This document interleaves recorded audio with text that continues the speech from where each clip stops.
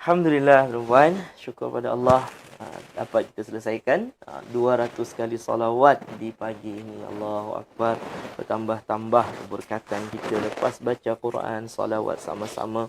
Baik ibu-ibu, ayah-ayah, kita teruskan lagi dengan sesi yang seterusnya, iaitu sedikit pengisian berkenaan tentang nama-nama baginda Nabi SAW. Dan di pagi hari ini kita akan terangkan nama Nabi yang kedua, iaitulah Ahmad. Baik, ibu-ibu, ayah-ayah boleh tengok di belakang kitab ni. Di situ ada saya tuliskan bahawasanya ulama mengatakan, tidak akan sempurna pengenalan seseorang terhadap baginda kecuali dia mengetahui 6 perkara. Ada 6 perkara. Bila kita tahu ni, baru kita boleh disebut sebagai orang yang kenal dengan baginda. Bila kita cinta, baru dikatakan orang yang betul-betul cinta dengan baginda. Bila kata rindu, inilah orang yang betul-betul rindu dengan baginda. Orang yang tahu 6 perkara ni. Bila kata kita ni cinta dengan Nabi, kita tak tahu lagi 6 perkara ni, tak sempurna lagi cinta kita. Bila kita kata kita rindu dengan Nabi, tak tahu lagi 6 perkara ni, rindu kita tu tak sempurna lagi, tak sebenar-benar rindu lagi, tuan-puan. Jadi dalam program Aqsa ni, kita nak habiskan 6 perkara ni, tuan-puan. Yang pertama ialah kita kena tahu nama-nama Nabi. Kita kena kenali nama-nama Nabi. Inilah dalam program Aqsa ni. Untuk yang kali ni, kita nak jelaskan tentang nama-nama baginda Nabi SAW yang disebutkan dalam kitab salawat ni. Nanti dah habis ni, dah habis pengenalan tentang nama Nabi, kita akan kenali lagi nasab keturunan baginda sallallahu alaihi wasallam. Bila dah habis juga tentang nasab keturunan Nabi SAW, kita kena kenal lagi syama'il baginda, kepribadian baginda Nabi SAW. Yang keempat adalah fadail, yang kita kena tahu itu kelebihan dan kehebatan baginda. Yang kelima adalah dalail, tanda-tanda kenabian baginda. Yang keenam adalah sirah, perjalanan hidup baginda. Tuan-puan, panjang lagi perjalanan kita nak habiskan 6 perkara ni. Dalam program Aqsa, inilah yang akan kita sampaikan dalam sesi tazkirah. 6 perkara ni, tapi tak boleh terus bahas 6, tuan-puan. Kita bahas satu demi satu, step by step. Dan yang dalam program Aqsa, untuk tahun ni mungkin kita akan bahas tentang nama-nama Nabi dulu. Dah habis tu kita akan cari kitab lain lagi yang membahas tentang nasab keturunan Nabi pun ada disebutkan dalam sini juga. Tak ada masalah. Nanti yang syama'il tu kita akan baca kitab lain lagi. Jadi hari Jumaat ni, malam Jumaat, pagi Jumaat, kita jadikan khas masa kita untuk mengenali Nabi SAW. Memperbanyakkan bersalawat ke atas Nabi SAW. Baik, ibu-ibu, ayah-ayah dan semua yang saya cintai dan kasihi kerana Allah Subhanahu Wa Taala. Jadi di pagi hari ini kita nak masuk kepada bahasan kita, nama yang kedua daripada nama baginda Nabi SAW, iaitulah nama Nabi Ahmad. Ni, bagi yang ada kitab silakan buka pada muka surat 13. Bagi yang tak ada kitab, tuan-puan, ni yang menunggu cetakan kedua, kita insya-Allah hari ini baru bermula sebab semalam baru sampai kitab tu. Dia tersangkut dekat mana? Dekat Kedah, tuan-puan. Sangkut dekat Kedah lama. Petang semalam baru sampai ke tempat kami ni. Hari ini insya-Allah staf akan uruskan lah. Tak tahu dapat berapa parcel dapat berapa barang tu boleh dipostkan. Mungkin dalam 100 lebih kalau boleh. InsyaAllah kami akan postkan bagi mereka yang lama dah menunggu kitab salawat ni. Bagi yang teringin nak beli pun, insyaAllah stok ada lagi. Tapi terhadlah, tuan-puan. Nanti kalau habis, kena tunggu lagi lah cetakan yang seterusnya. Mohon maaf banyak-banyak kalau menunggu lambat. Baik, ibu-ibu, ayah-ayah semua, kita teruskan lagi untuk syarahan kita di pagi hari ini. Kita masuk kepada syarahan nama Nabi yang kedua daripada 35 nama yang diterangkan dekat sini, nama dan gelaran baginda. Iaitulah nama Nabi SAW, Ahmad. Baik, ibu-ibu, ayah-ayah semua, kita persilakanlah untuk Ustaz Aslam dulu bacakan. Nanti saya akan terangkan insya-Allah. Baik, silakan. Bismillahirrahmanirrahim. Okey, boleh. Allah Subhanahu wa taala berfirman. Bismillahirrahmanirrahim. وإذ قال عيسى ابن مريم يا بني إسرائيل إني رسول الله إليكم مصدقا لما بين يدي من التوراة ومبشرا برسول يأتي من بعد اسمه أحمد فلما جاءهم بالبينات قالوا هذا سحر مبين. Artinya, dan ingatlah ketika Isa putra Maryam berkata, wahai Bani Israel, sesungguhnya aku utusan Allah Subhanahu wa taala kepadamu yang membenarkan kitab, yakni yang turun sebelumku, iaitu Taurat, dan memberi kabar gembira dengan seorang Rasul yang akan datang setelahku, yang namanya Ahmad, yakni Muhammad. Namun ketika Rasul itu datang kepada mereka dengan membawa bukti-bukti yang nyata, mereka berkata, ini adalah sihir yang nyata. Ni tu puan. Jadi itu adalah dalil bahawa nama Nabi SAW salah satunya adalah Ahmad. Ni nama Nabi. Sebab dalam satu hadis pun Nabi SAW menyatakan, kata Nabi, Ana Muhammad, saya adalah Muhammad. Wa ana Ahmad. Dan sayalah juga Ahmad. Jadi nama Nabi SAW ni yang paling masyhur adalah Muhammad. Dan ada juga nama Nabi SAW disebut dengan Ahmad. Iaitulah Ahmad, nama Ahmad ini dikenali oleh orang-orang ahli kitab. Nabi Isa menyampaikan kepada umatnya dah, nanti akan ada seorang Nabi yang datang selepas saya, namanya adalah Ahmad. Saya bagi khabar gembira kepada kalian dengan seorang Nabi yang akan diutus selepas saya, yang namanya adalah Ahmad. Maksud Ahmad di situ siapa tuan-puan? Iaitulah baginda Nabi Muhammad sallallahu alaihi wasallam. Baik, terus Aslam. Ahmad adalah nama baginda di dalam kitab Injil. Di dalam Al-Quran disebutkan bahawa Nabi Isa menyebut baginda dengan nama Ahmad. Ni. Jadi Nabi Isa menyebut nama Nabi SAW kepada umatnya, bagi tahu dalam Al-Quran diberitahu tentang itu. Nabi Isa kata namanya adalah Ahmad. Ni jadi nama Nabi SAW, salah satu nama Nabi. Baik, kalimah Ahmad ni pula maknanya apa? Terus. Kalimah Ahmad itu sendiri membawa makna yang sangat banyak memuji. Ini kerana membawa maknanya apa? Yang sangat banyak memuji. Ahmadu tu artinya orang yang banyak memuji Allah. Ahmadu tu orang yang banyak sangat memuji. Maksudnya memuji Allah Subhanahu wa taala. Terus. Ini kerana baginda sallallahu alaihi wasallam adalah orang yang paling banyak memuji Allah Subhanahu wa taala, dan pujian baginda adalah pujian yang terbaik. Sehingga kan di akhirat nanti ditegakkan liwa'ul hamdi, yakni bendera kepujian untuk beliau, dan beliau orang yang layak untuk menepati tempat kepujian maqamul mahmud. Ni tuan-puan, Nabi SAW ni di dunia banyak memuji Allah, di akhirat nanti pun Nabi lah orang yang paling hebat dalam memuji Allah Subhanahu wa taala. Dan bila kita ingat peristiwa Isra Mi'raj, macam mana para nabi memuji Allah, tapi di antara pujian para nabi tadi, nabi-nabi memuji Allah, pujian yang terhebat adalah pujian yang diberikan oleh Nabi Muhammad. Jadi Nabi Muhammad ni orang kata sekarang ni memang terror lah. Kalau nak memuji Allah ni memang pujian yang terbaik. Oleh sebab tu di akhirat nanti akan diberikan satu bendera, satu panji, dinamakan dengan liwa'ul hamdi, bendera kepujian ni. Orang yang paling hebat dalam memuji Allah Subhanahu wa taala, iaitu baginda Nabi SAW. Dan baginda jugalah yang layak untuk menduduki tempat maqamul mahmud, tempat kepujian. Kenapa?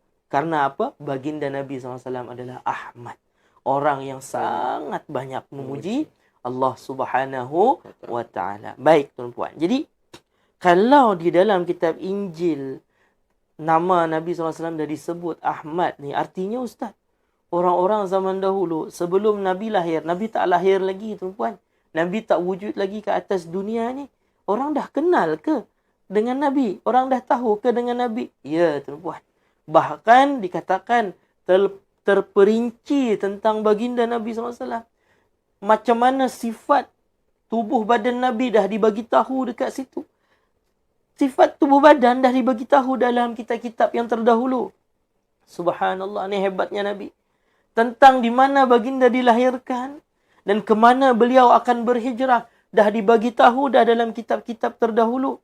Sehingga kan dalam Al-Quran Allah Subhanahu wa taala menyebutkan allazina atainahumul kitaba ya'rifunahu kama ya'rifuna abna'ahum. Orang-orang yang kami berikan kepada mereka Alkitab, Taurat dan Injil, ya'rifunahu, tahu, kenal betul dengan Nabi sallallahu alaihi wasallam. Walaupun Nabi tak dilahirkan lagi, mereka dah tahu dah sifat-sifat Nabi. Macam mana tubuh badan baginda Nabi sallallahu alaihi wasallam dah disebutkan dalam kitab-kitab mereka. Kama ya'rifuna abna'ahum, seperti mana mereka mengenali anak mereka sendiri. Bahkan mereka lebih kenal Nabi dibandingkan dengan anak mereka sendiri. Kenapa? Mereka tak tahu macam mana anak mereka sebelum lahir. Sedangkan dengan baginda, sebelum lahir lagi mereka dah tahu dah. Macam ni sifat baginda. Tetapi, tetapi tuan-puan, di kalangan ahlul kitab ini ramai orang yang menyembunyikannya. Disembunyikan tentang Nabi. Disembunyikan tentang Nabi, dia tak ajar, dia tak sampaikan kepada orang tentang baginda. Akhirnya, orang tak tahu yang bahawa di dalam kitab-kitab itu dah disebutkan tentang Nabi SAW.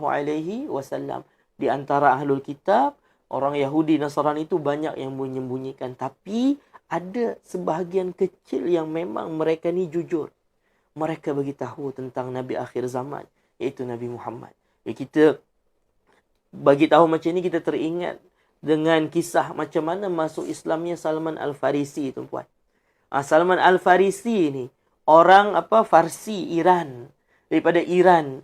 Orang Iran ni dulu menyembah api, orang Majusi, tuan-puan. Salman Al-Farisi ni adalah anak orang kaya di kalangan orang-orang yang bangsa Majusi ni, yang beragama Majusi ni, dan pemuka agamanya juga. Salman Al-Farisi ni anak orang kaya dan pemuka agama kepada agama Majusi ni, tuan-puan. Jadi Salman Al-Farisi ni dikurung oleh ayah dia, tak bagi keluar rumah.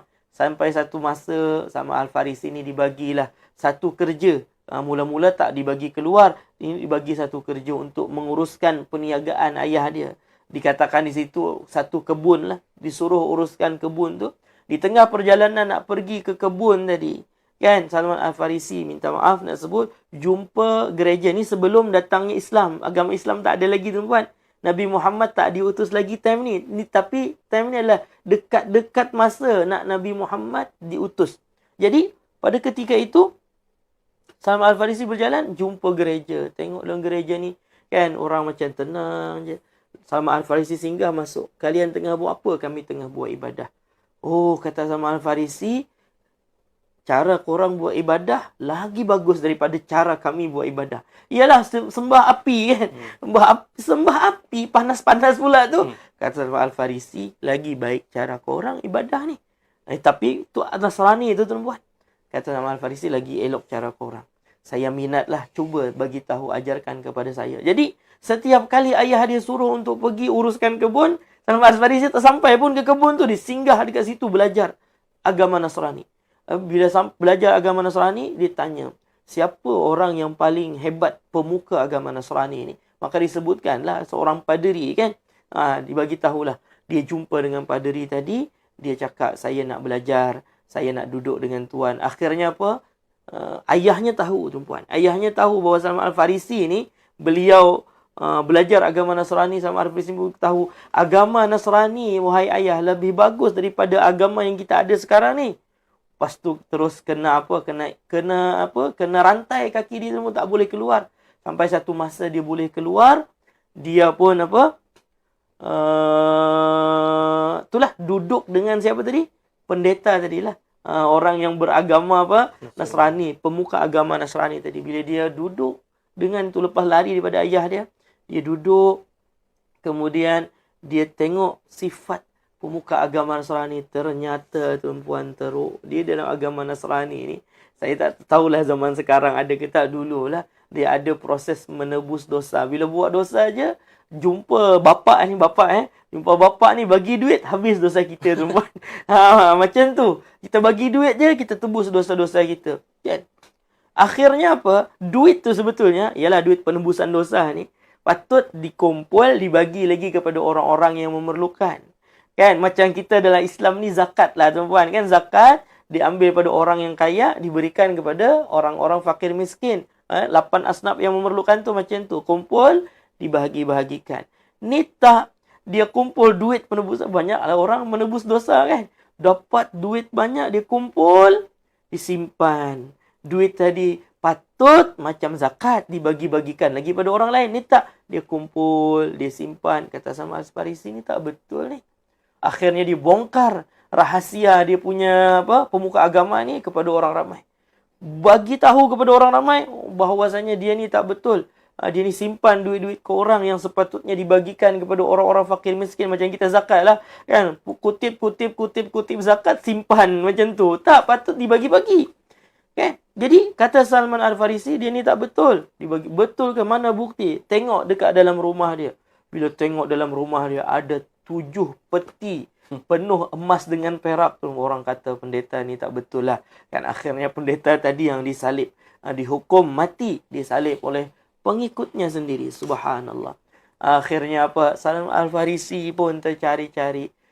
Agama Nasrani macam ni, macam mana ni kan?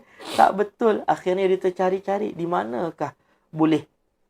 Kan? Akhirnya lepas pendeta yang jahat ni meninggal dunia, dibunuh tuan-puan, digantikan oleh pendeta yang baru. Pendeta yang baru ni di antara orang yang jujur. Pendeta yang baru memang dia betul-betul mengamalkan agama Nasrani seperti mana yang diajarkan oleh Nabi Isa. Akhirnya apa? Bila dah nak dekat meninggal dunia, Salman tanya, wahai ayah ni, ayah angkat dia kan, adakah lagi orang yang pegang agama macam mana agama Nasrani yang kau pegang? Artinya yang betul-betul macam mana yang diajarkan oleh Nabi Isa. Kata ayah angkat dia ni, ada. Daripada Salman Al-Farisi ni dekat Iran tuan-puan, disuruh pindah ke mana? Ada, tapi dekat Syria sana. Orang yang macam saya ni ada. Dia pindah daripada Iran, kan, pindah mana ke Syria. Jauh ni tuan-puan. Daripada Iran ke Syria dia pindah. Dia pindah dekat Syria tadi, memang betul. Kan? Memang betul, macam itulah dia punya cara beragama, memang sebiji macam yang Nabi Isa alaihi salam ajarkan. Bila dah nak dekat meninggal dunia, pendeta baik yang kedua ni, Salman Al-Farisi tanya lagi, adakah orang yang pegang macam mana yang ayah pegang? Ayah angkat dia kan? Kata ayah angkat dia, susah zaman sekarang ni. Memang agama Nasrani dah dah dirubah-rubah, dah ditukar-tukar. Susah nak cari macam orang zaman sekarang ni. Zaman sekarang ni macam yang kita pegang sekarang ni. Tapi kalau engkau nak cari juga, silahkan pergi. Dia ada di Iraq. Ada salah seorang yang masih pegang. Daripada Syam, daripada negeri Syria, pergi balik ke Iraq. Cuba bayangkan. Dia jumpa lagi dengan orang tu, memang betul. Dia pegang ajaran Nabi Isa. Macam mana ajaran Nasrani yang macam mana Nabi Isa ajar dulu. Kan? Bila dah yang di Iraq ni kan dah tua-tua ni, dah nak meninggal dunia, Salman Al-Farisi tanya lagi, ada tak lagi orang yang berbaki yang pegang ajaran Nabi Isa betul-betul macam mana yang diajarkan oleh Nabi Isa dulu? Kata ni ayah angkat dia ni, seorang pendeta ni, ada. Tetapi engkau kena pergi ke Aljazair. Aljazair Maghribi tuan-puan. Morocco, Aljazair. Pergi ke sana. Kena pergi. Pergi juga Salman Al-Farisi ni. Macam mana pun caranya dicari, dijumpa. Bila dah sampai di pendeta yang keempat ni lah, di Aljazair ni, sebelum meninggal dunia, Salman Al-Farisi tanya, ada tak lagi? Dia kata, saya orang yang terakhir yang pegang ni. Lepas ni kalau kau jumpa mana-mana pendeta, macam itulah dia punya perangai. Bukan macam sebenar agama yang diajarkan oleh Nabi Isa. Tapi saya yang terakhir. Tak ada lagi dah orang lepas ni. Tapi dah dekat masa akan diutuskan seorang Rasul yang disebut dalam kitab ni. Kan Salman Al-Farisi belajar kitab Taurat, kitab Injil ni. Rasul yang disebutkan dalam kitab Taurat, dalam kitab Injil yang disebut namanya dengan Ahmad, yang dulu Nabi Isa pernah sampaikan, dia dah dekat, dah diutus. Engkau cari je dia. Dekat mana? Diceritakanlah dia lahir di Mekah. Kemudian dia akan diusir, kan, keluar daripada negeri Mekah, dia akan pindah ke Madinah. Salman Al-Farisi, tuan-puan, cari juga cara macam mana dia nak boleh sampai ke Madinah. Akhirnya disampai ke Madinah, dia ditunggu. Ditunggu sampai berita tersebar. Ada seorang yang mengaku menjadi Nabi. Dia duduk di Mekah. Dan dia dah nak pindah ke Madinah. Seronok Salman Al-Farisi. Sebab apa? Yang dia tunggu-tunggu. Ya, penantian yang dia tunggu-tunggu ni dah sampai. Artinya dia daripada agama Nasrani yang sebenar. Macam diajarkan oleh Nabi Isa berpindah-pindah guru ni tuan-puan. Dia menantikan kehadiran agama baru dan Nabi akhir zaman. Iaitulah Nabi Muhammad SAW. Gurunya, setiap gurunya berpesan. Engkau nak tahu bahawasanya betul ke tak orang ni adalah Nabi? Engkau kena tengok yang pertama, seorang Nabi dia tak ambil zakat, dia tak makan zakat. Hadiah dia ambil. Zakat tak ambil, hadiah dia ambil. Dan yang ketiga, engkau nak confirmkan lagi dia betul seorang Nabi. Dia ada khatamun nubuah, ada cop kenabian dekat belakang dia. Ini tak boleh nak ditipu. Tak boleh nak didustakan lah tuan-puan. Ada cop memang tanda kenabian. Besar macam telur burung puyuh tuan-puan. Telur burung merpati. Minta maaf, telur burung puyuh pula. Sama, lebih kurang je besar dia. Dekat belakang ni ada tanda.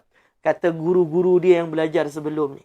Bila nak tahu betul ke tak seorang Nabi, kena cek ni. Akhirnya bila Nabi Muhammad berhijrah ke Madinah, Salman Al-Farisi, dia ni dijadikan sebagai seorang hamba sahaya tuan-puan. Dulu orang kaya, jadi hamba sahaya semata-mata nak cari agama.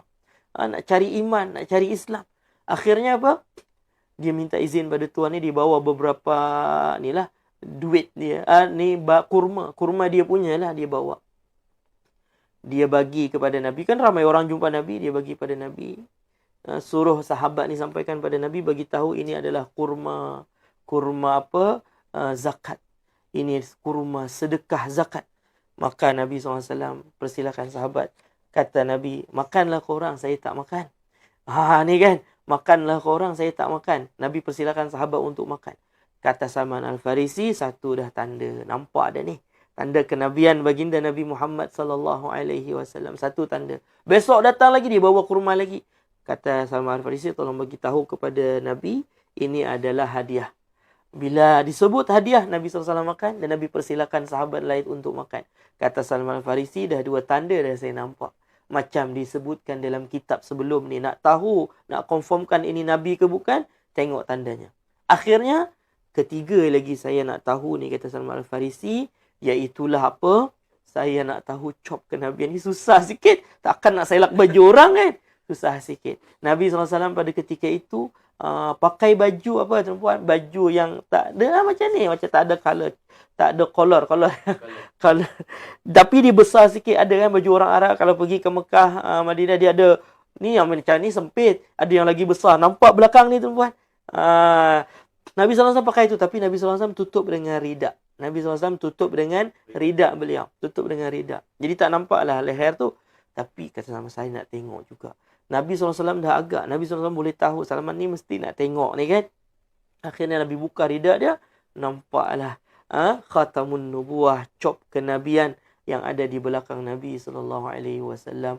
Lepas tu Salman terus peluk Nabi. Dia cakap lah cerita tentang dia dan dia masuk Islam di hadapan baginda Nabi SAW. Daripada cerita ni kita tahu bahawasanya di dalam kitab-kitab terdahulu memang ada diceritakan tentang baginda. Kalau tak, mana boleh Salman tahu? Kan? Nabi pun terima. Kan? Salman masuk Islam. Nabi tanya, engkau hamba sahaya? Ya. Cuba kata Nabi, minta Tuhan engkau untuk merdekakan engkau. Macam mana caranya? Maka ditanya pada Tuhan dia, macam mana dia boleh merdeka? Kena bagi, tuan-puan, 300 pohon kurma. Tebusan dia ni, supaya jadi merdeka, 300 batang pohon kurma dan emas 7 uqiyah. Banyak, 20 uqiyah ni banyak tuan-puan, bukan sikit ni kan. Kalau duit kita sekarang ni 100,000. Nabi, bila Salman datang balik pada Nabi, macam ni lah, Tuan bagi tahu kepada saya, kalau saya nak merdeka, saya kena bagi macam ni. Nabi kumpulkan sahabat, siapa yang nak tolong Salman ni kan, siapa nak tolong Salman ni. Maka sahabat, saya bagi contoh 50 pohon kurma, wahai Rasulullah, saya bagi macam ni, saya bagi macam ni, saya bagi macam ni. Akhirnya terkumpul dan Salman dimerdekakan. Di Madinah dia tak ada keluarga seorang pun, tapi Nabi kata, Salmanu minna ahlal bait. Salman keluarga saya. Nabi akui dia sebagai keluarga. Subhanallah ni. Kan perjuangan Salman. Tapi yang nak jadi kita ceritakan di sini ialah tentang macam mana di dalam kitab-kitab terdahulu disebutkan tentang Nabi. Tapi di dalam kitab terdahulu nama Nabi bukan Muhammad disebut. Tapi namanya adalah Ahmad. Ni kisah tentang nama Nabi adalah Ahmad. Wallahu a'lam bissawab.